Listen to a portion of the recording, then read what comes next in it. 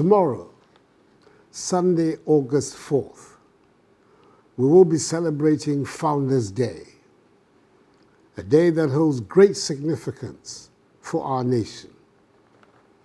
As we reflect on our journey as a people, it is imperative that we acknowledge the events of August 4th, which have indelibly shaped our history and our identity. On that day, 127 years ago, in 1897, during the heyday of British colonialism, the Aborigines Rights Protection Society, ARPS, was formed at Cape Coast. This monumental event marked the beginning of a conscious and organized effort to preserve the rights of indigenous Ghanaians against the depredations of colonialism. The Aborigines Rights Protection Society laid the basis for the political awakening of our people, advocating for land rights and pushing back against the oppressive policies of the British colonial administration. Their courage and vision set the stage for future movements that will strive for greater autonomy and self-determination. The formation of the Aborigines Rights Protection Society was both a reaction to the immediate threats posed by colonialism and a proactive effort to ensure that the rights and dignity of our people were safeguarded. The Society's enlightened leaders, Jacob Say, Joseph Casely Hayford, John Mensah Saba, Kwame Nkrumah, J.W. de Graaf Johnson, and J.P. Brown, amongst others, understood that the land was not merely a resource, but also the very essence of our identity and culture. They organized petitions, held meetings, and mobilized communities to resist the arbitrary appropriation of land by the greedy hands of British colonialism under the 1897 Crown Lands Bill, which led to its withdrawal. Unlike in the case of our brothers and sisters in Eastern and Southern Africa, whose deprivations continue till today, we never lost control of our lands because of the intervention of the Society. Their work was proof of the power of unity and collective action in the face of adversity. Fast forward to August the 4th, 1947, exactly 50 years later, another seminal event took place. The formation of the United Gold Coast Convention, UGCC, the convention at Salt Pond. This organization, spearheaded by illustrious forebears, marked a turning point in our quest for independence.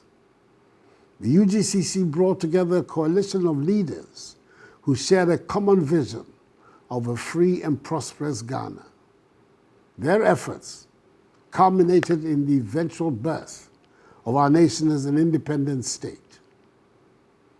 The UGCC, the first nationalist organization to articulate clearly the demand for freedom and independence, was born out of a deep-seated desire for self-governance and an end to colonial rule.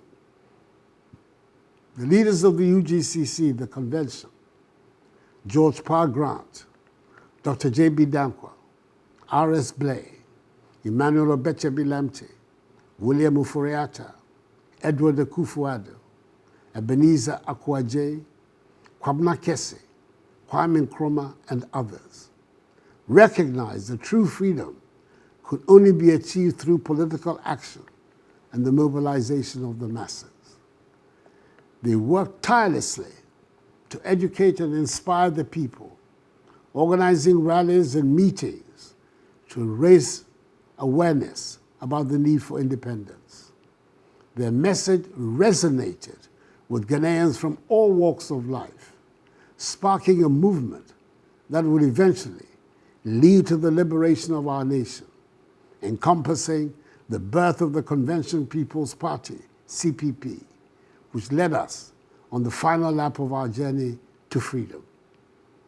Tomorrow, as we commemorate these historical milestones, we pay tribute to successive generations of Ghanaians who contributed to the attainment of our national independence. It is most appropriate that we have chosen this date to honor their sacrifices, their resilience, and their strong dedication to the ideals of freedom and justice. I speak to you this evening, rejecting completely the notion that Ghana was founded by one man. Whilst Kwame Nkrumah's contributions to our independence are undeniable and unassailable, it is important to acknowledge for our self-respect that the struggle for our nation's freedom was a collective effort spanning several generations. The formation of the Aborigines Rights Protection Society, the British West African National Congress, jointly sponsored by Joseph Casely Hayford and Thomas Hutton Mills, the United Gold Coast Convention, the work of countless unsung heroes, and the tenacious spirit of our people all played vital parts in bringing us to freedom and independence. Kwame Nkrumah, with his charismatic visionary leadership, was undoubtedly a major actor in the final lap of our journey to independence. And that is why, despite the several unfortunate things that happened after independence under his watch, Parliament in 2019 decided to memorialize his date of birth as Kwame Nkrumah Memorial Day, the only Ghanaian so far to be so honored in our history. His ability to galvanize the masses and articulate a clear vision for a free Ghana inspired many. However, it is essential to recognize that Kwame Nkrumah stood on the shoulders of past leaders. The groundwork laid by the Aborigines Rights Protection Society, the British West African National Congress, the United Gold Coast Convention, and many other organizations and individuals provided the foundation upon which Kwame Nkrumah built the Convention People's Party, CPP. And indeed, that is why he was careful to associate the name of his new party with that of the convention. The contributions of the leaders before him were instrumental, as is natural in the continuum of history, in shaping the political landscape that facilitated Kwame Nkrumah's rise to prominence. Even though comparisons may be invidious, it is worth recalling that George Washington, the victorious general of America's War of Independence from British colonial rule, and the first president of the United States of America, is not described as the founder of the United States. The accolade of the founding fathers is reserved to the group of 56 persons who assembled at the Philadelphia Convention of the Continental Congress to write and promulgate the Constitution of the United States of America. August 4th is a day that should remind us of the values that have guided us through the years: respect for the rule of law, observance of human rights, including individual freedom, and the pursuit of a free democratic society. These values are a reflection of the vision of those who founded the Ghanaian nation and have been crucial in shaping our national character. The sacrifices of our forebears have given us the open society we enjoy today. We are a democratic nation, governed on the basis of the separation of powers by the rule of law and respect for human rights. The Fourth Republic has proven to be the most enduring because it is the republic, above all, that arguably has given the fullest expression to the aspirations of the men and women who gathered in Salt Pond on that fateful day in 1947. In recent times, After the predictable initial turbulent decades of our post-independence checkered history, we've witnessed great changes in Ghana. Our economy has grown, our infrastructure has improved, and our society has become more inclusive. We've made impressive strides in governance, education, healthcare, and technology, and we continue to build on the foundation laid by those who came before us. The economic growth we have experienced, despite challenging moments, is a testament to the resilience and entrepreneurial spirit of the Ghanaian people. The difficult economic conditions notwithstanding, which we are rapidly leaving behind, our social services are functioning, our businesses are thriving, our industries are expanding, our agriculture is performing strongly, and our global trade relationships are strengthening. This progress is the result of hard work, innovation, and the policies that have created a conducive environment for economic development. As we celebrate Founders' Day, let us recognize the importance of maintaining this momentum and continuing to create opportunities for all Ghanaians. Our infrastructure has seen remarkable improvements, from roads, bridges, railways, to schools and hospitals. We've made considerable investments in building a modern and efficient infrastructure network. These developments have not only improved the quality of life of our citizens, but have also positioned Ghana as a hub for trade and investment in the region. As we move forward, let us continue to prioritize infrastructure development to ensure that every Ghanaian has access to the resources and opportunities he or she needs to succeed. Inclusivity is another area where we have made substantial progress. Our society is becoming more inclusive, with greater representation and participation from women, youth, and marginalized communities. We have implemented policies and initiatives to promote gender equality, like the recently enacted Affirmative Action Bill, empower our youth, and protect the rights of all citizens. This inclusivity is a reflection of the values of our founders and is essential for building a just and equitable society. However, we must also recognize that our journey is far from over. As we celebrate our past, we must also look to the future with a renewed sense of purpose and determination. We must continue to work towards building a Ghana that is equitable, free, just, and prosperous for all her citizens. Our founders envisaged a nation where every Ghanaian would have the opportunity to thrive, regardless of his or her background or circumstances. It is our duty to carry forward this vision, to build on their legacy, and to create a brighter future for ourselves and for generations to come. To achieve this, we must, in my respectful view, focus on 7 key areas. Firstly, we should continue to invest in education. Education is the cornerstone of development and the key to unlocking the potential of our people. We should ensure that every Ghanaian child has access to quality education from early childhood through to higher education. This means building more schools and universities, improving infrastructure, and investing in teacher training, curriculum development, and technology integration. One of the cornerstone initiatives of my administration has been the implementation of the free senior high school policy, launched in September 2017. This policy has enabled some 5.7 million students to access secondary education and is also emphasizing the study of science, technology, engineering, and mathematics, STEM subjects.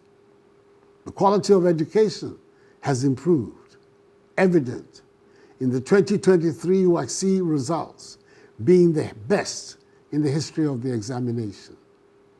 The considerable budgetary allocations on education within the period, totaling some 12.488 billion cedis, amply illustrate the shared determination of the Akufo-Addo government to ensure that education becomes a catalyst around which the transformation of the nation revolves. Secondly, we should prioritize healthcare. A thriving nation relies on the well-being of its people. We should continue to invest in healthcare infrastructure, expand access to quality healthcare services, and promote preventative care. This includes addressing issues such as maternal and child health, infectious diseases, and non-communicable diseases. Indeed, my administration since 2017 has made remarkable strides in healthcare delivery, investing heavily in infrastructure and completing numerous regional and district hospitals. The ambitious Agenda 111 initiative aims to construct 111 district hospitals and regional facilities at an estimated cost of $1.75 billion United States dollars. Ongoing projects at various levels of completion have been initiated. Substantial financial investments in the health sector to the tune of some 33 billion cedis and the recruitments of some 202,000 medical personnel have been made in 7.5 years. The National Health Insurance Scheme's active membership has since 2016 increased by 69%, and renewing membership is now much easier via mobile telephony. We have also assimilated one of the great lessons of the COVID-19 pandemic, and that is the necessity to be self-reliant in the production of vaccines, which has led to the establishment of the National Vaccine Institute to lead the process for the domestic production of vaccines. Thirdly, we should continue to pay attention to agriculture. Agriculture remains the backbone of our economy and a vital source of livelihood for millions of Ghanaians. By focusing on agricultural development, we can achieve food security, create jobs, and drive economic growth. The success of the Program for Planting for Food and Jobs, Phases 1 and 2, has demonstrated the immense potential of this sector. These initiatives have increased substantially food production and have also provided employment opportunities for thousands of our youth. By continuing to invest in agriculture, we can build a sustainable and resilient economy that benefits all Ghanaians. Fourthly, we should continue to advance economic development and job creation. This means supporting our entrepreneurs, large, medium, or small scale, fostering innovation, and creating an environment that encourages investment. We should also focus on diversifying our economy, reducing our reliance on a few key industries, and stimulating sectors such as agriculture, manufacturing, tourism, and the digital economy. We've taken an economy whose GDP was estimated in 2013 at 64 billion United States dollars, but had contracted to 56 billion United States dollars by 2016, to one which is estimated currently at 76 billion United States dollars, an expansion of 20 billion United States dollars. That is a 36% increase over the 7.5 years of my administration.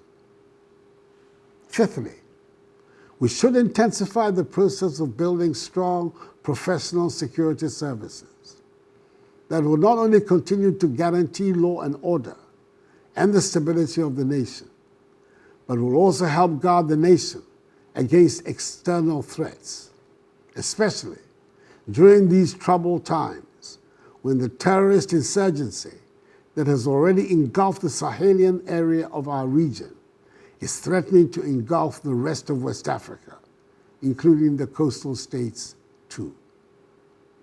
Sixthly, we should continue to strengthen our democratic institutions and uphold the rule of law.